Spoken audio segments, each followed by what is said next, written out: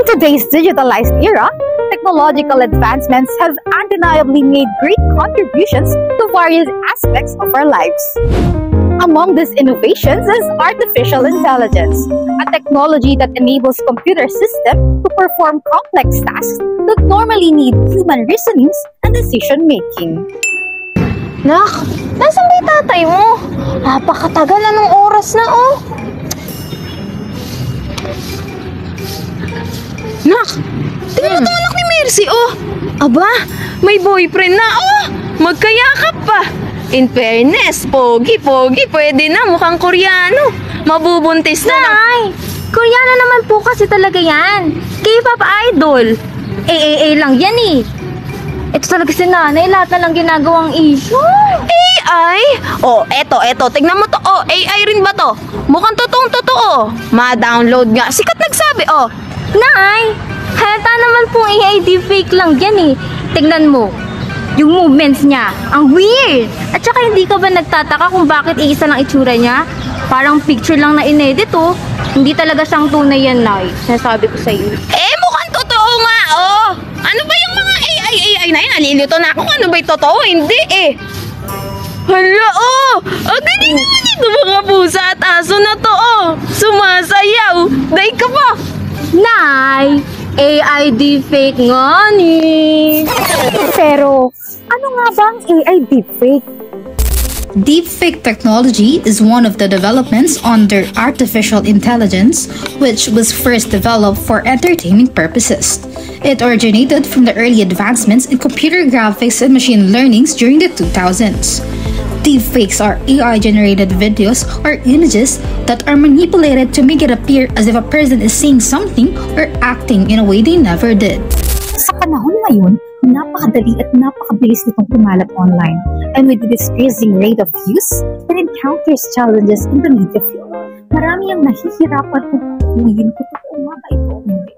One example is this. Look at this! Grabe! Excuse me, pwede ba kitang matanong? Yes po. Pabor ka ba sa impeachment ni VP Sara? No. Bakit? Sobrang galing ng salita ng mga batang ito. I need to share this para sa mga pinklawan. Ibang billions pa, but why single out?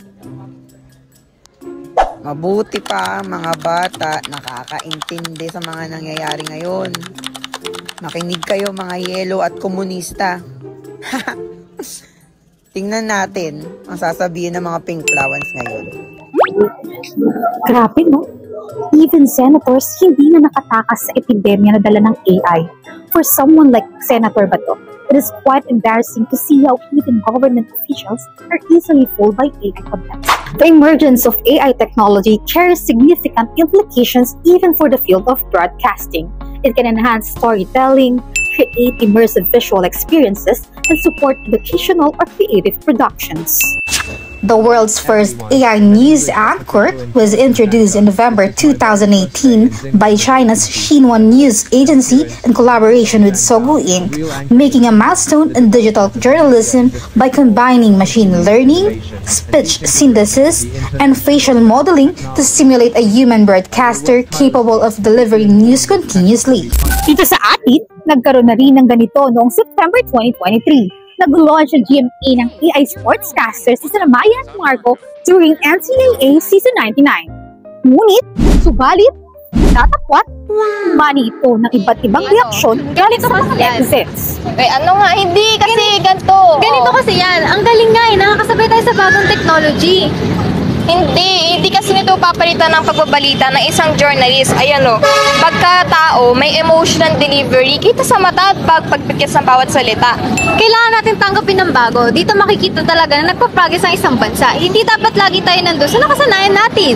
Progress, pero hindi ko ito nakikita as progress with inclusivity. Gets ko naman na nakikisabay yung journalism sa pagbabago. Pero, mas marami pa kayang tao na mas fit sa trabaho na to, hindi dapat pinapalitan ng AI. Acceptance is the key. Wala kayang dapat ikatuwa rito, Chad. Sa totoo lang, ayan o, tiyan mo, nakakabahala, nakakatakot na nakakalungkot. Paninindigan ko, hindi dapat ginagawang kapalit ng tao ang AI. Dapat tulong lang. Hindi dapat tayo natatakot sa pagbabago. That it's great.